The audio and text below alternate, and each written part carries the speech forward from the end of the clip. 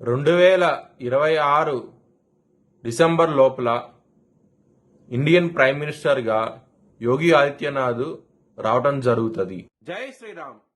2022 నుంచి 2025 అక్టోబర్ వరకు మొత్తం 19 ప్రెడిక్షన్స్ అనేవి నేను చెప్పినట్టు జరిగినాయి.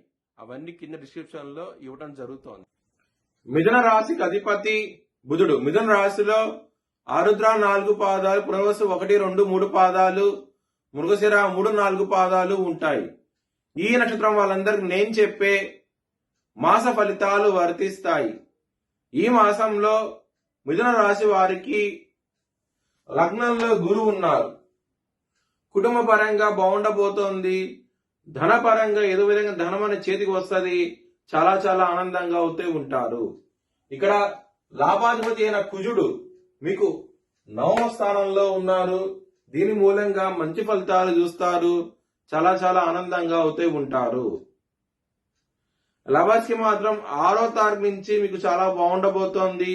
6వ తారీఖు వరకు ఇబ్బందులు అంటూ ఉంటాయి. మీకు కొంచెం జాగ్రత్త తీసుకోండి. హెల్త్ పరంగా మాత్రం బ్యాడ్ టైం నడుస్తోంది. కొంచెం ఇబ్బందులు ఎక్కువగా ఉంటాయి. స్ట్రెస్, యాంగ్జైటీ, డిప్రెషన్స్ ఇలాంటివి ఉండే అవకాశం ఎక్కువగా ఉంటది.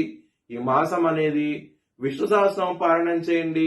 మంచి ఫలితాలు చూస్తారు. శత్రువులు అనే వాళ్ళు చాలా అధికంగా ఉంటారు. ఈ మాసం అనేది కాల భైరవ అష్టకం చదువుకోండి. శత్రువుల నుంచి విజయం సాధిస్తారు ఈ మాసంలో అవుతే కనుక.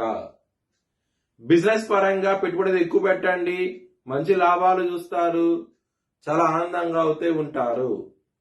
మ్యారేజ్ పరంగా ఇక్కడ సప్తమాధిపతి అయిన గురువు లగ్నంలో ఉన్నారు. దీని మూలంగా మ్యారేజ్ పరంగా మాత్రం ఎటువంటి ప్రాబ్లమ్స్ ఉండవు. ఈ మాసం అనేది చాలా ఆనందంగా అవుతూ ఉంటారు మీ పార్ట్నర్ తో. వృత్తి పరంగా ఇక్కడ దశమ స్థానంలో శని భగవాన్ ఉన్నారు. శని ఎప్పుడైతే దశమ స్థానంలో ఉంటారో ప్రాబ్లమ్స్ అనేవి ఉంటాయి. కష్టపడే అవకాశం ఎక్కువగా ఉంటది. కష్టపడినా ఫలితం రాకపోవడం జరుగుతుంది. రెస్పాన్సిబిలిటీస్ పెరుగుతాయి.